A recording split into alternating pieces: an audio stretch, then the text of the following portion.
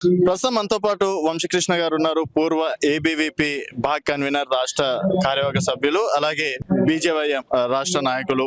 So Vamsi గారు గతంలో Bagh convener గా అనేక ఉద్యమాలు చేశారు. రక్తదానం కావచ్చు, తర్వాత సుష్మా స్వరాజ్ గారు వచ్చినప్పుడు ఇక్కడ నుంచి భారీగా తరలి వెళ్ళడం కావచ్చు, అనేక ఉద్యమాలు చేశారు. ఈరోజు అమరవీరుల స్తూపం షాద్నగర్ లో ఏర్పడింది. ఏ విధంగా అనిపిస్తుంది?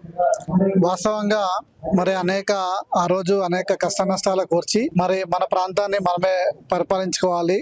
నీళ్లు, నిధులు, నియామకాల్లో తెలంగాణ రాష్ట్రం అనేక రంగాల్లో వెనుకబడుతుందని, మరి విద్యార్థుల యొక్క భవిష్యత్తు కొరకు కావచ్చు, భావి తరాల భవిష్యత్తు కొరకు కావచ్చు, ఆ రోజు మేము అన్ని నష్టపోయి మరి అనేక రకాల ఉద్యమాలు చేయడం జరిగింది. దాదాపు నారాయణపేట నుంచి ఓయూ క్యాంపస్ వరకు 400 కిలోమీటర్లు పాదయాత్ర చేయడం జరిగింది. షాద్నగర్ నుంచి 2000 మంది విద్యార్థుల్ని మరి సుష్మా స్వరాజ్ గారు మీటింగ్ తీసుకుపోవడం జరిగింది. అదేవిధంగా 100 మొక్కలు నాటడం జరిగింది.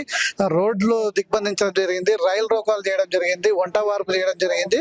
విద్యార్థి ఉద్యమ నాయకుడుగా ఆ రోజు అనేక రకాలైనటువంటి మరి ఉద్యమాలు చేసి మరి ఆ రోజు విద్యాపరంగా కావచ్చు అనేక రకాలుగా నష్టపోయినా కూడా ఈరోజు చాలా సంతోషంగా ఉంది. ప్రత్యేక తెలంగాణ రాష్ట్రం ఏర్పడదని ఆ రోజు అనేక మంది మాట్లాడుతున్న సందర్భంలో మరి మొక్కవోని ధైర్యంతో మరి ఆ రోజు అనేక అరెస్టులకు కావచ్చు, కేసులకు కావచ్చు, మరి లాఠీ దెబ్బలకు కావచ్చు, దేనికి కూడా మరి భయపడకుండా రాష్ట్ర ఏర్పాటే లక్ష్యంగా ఆ రోజు ఉద్యమించినందుకు ఈరోజు తెలంగాణ వచ్చినందుకు చాలా సంతోషంగా ఉంది.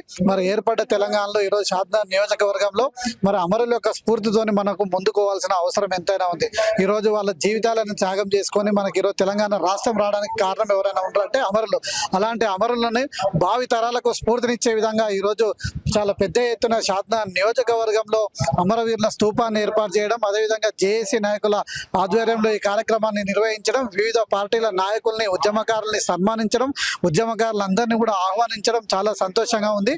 ఇప్పటికైనా ఉద్యమకారులను గుర్తిస్తున్నందుకు నాకు ఎంతో సంతోషంగా ఉంది. మరి ఆ రోజు అనేక మంది విద్యార్థి నాయకులుగా మరి నా వెంట నడిచిన దానిలో మన రాజు కూడా కీలక పాత్ర పోషించడం జరిగింది. మరి వాళ్ళందరినీ కూడా గుర్తించినందుకు నాకు ఈరోజు చాలా సంతోషంగా ఉందని మీకు ఈ సందర్భంగా తెలియజేస్తున్నాను.